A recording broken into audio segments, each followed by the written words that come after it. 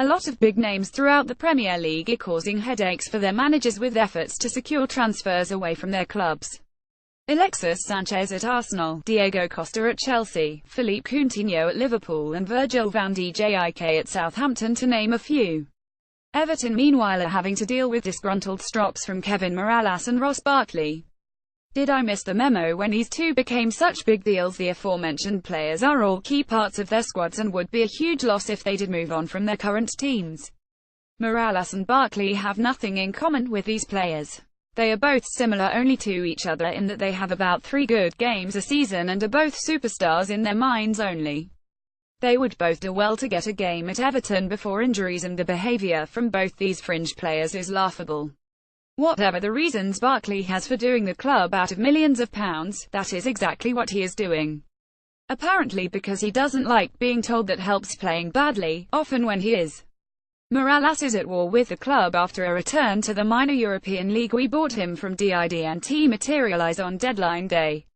I suppose we didn't think we had anyone else in the squad capable of beating a man on the halfway line, carrying the ball to the 18-yard box and passing it back to a centre-back. Hopefully the club will move them both on in the next transfer window and replace them with better players with better attitudes. Sam Carroll-Walton transfer deadline day came and passed in a rush of bright yellow ties, force exclusives and the switch at the back of Jim White's head being flicked from human to ridiculously excitable Twitter rumour circulator. Evertonians would have been forgiven for getting the popcorn in and settling down for a big night. Diego Costa's loan signing would surely be sealed, and perhaps the forgotten Barca bench warmer, Thomas Vermaelen, would pull up outside Finch Farm Peter Odemwingie, begging Moshiri to finalise a deal.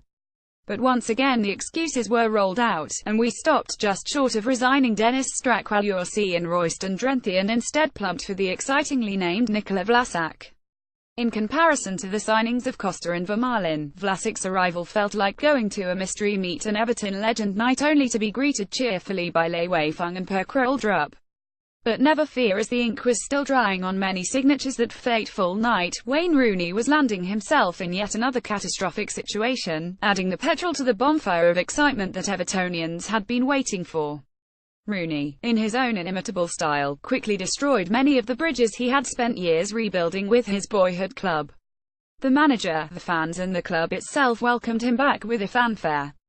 His retirement from international football and 2 goals in the first 2 games seemed like an indication Rooney was back to give his all for Everton. Sadly, he has gone to extraordinary lengths of stupidity to put himself at odds with the club and the fans after just 2 months back in blue. Maybe we should have signed that striker. Is Aaron Okoni still available? Connor O'Neill City Centre. Just when you thought Wayne Rooney had come again and started to let his football do the talking, he goes and does something stupid to put himself on the front pages. Again, Rooney had been a breath of fresh air since his summer arrival. He has arguably been our best player in the Premier League games we've played and looked to have his hunger and desire back. His latest antics, though, have left a lot of people, including myself, scratching their heads saying why. The answer: well, probably never know. But one thing is for certain, though, he won't be doing it again anytime soon, otherwise he could well see his dream homecoming come to an abrupt end. Tom Davies' England display earns host of new admirers this weekend sees Spurs come to Goodison, and it's vital we get back to winning ways. Everything about the Chelsea game was poor. The scoreline, performance and Koeman's tactics. If we're going to challenge for the top 4 this season, then we can't afford too many days like the Chelsea one. Another transfer window and a fresh batch of frustration. While this window has clearly been our best ever in terms of player recruitment, the lack of a top-class centre-forward left a sour taste in the mouth. There is no question that the squad we have now is stronger than this time last season, but failing to replace our top goal scorer is frustrating.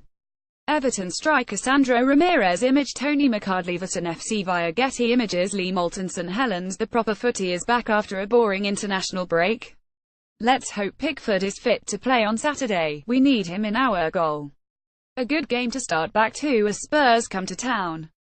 We need to start quick and get into Spurs' faces. Spurs don't travel particularly well, especially against the big team, so if we can create chances we could catch them cold. They have not started the season too well, it could be a good time to play them.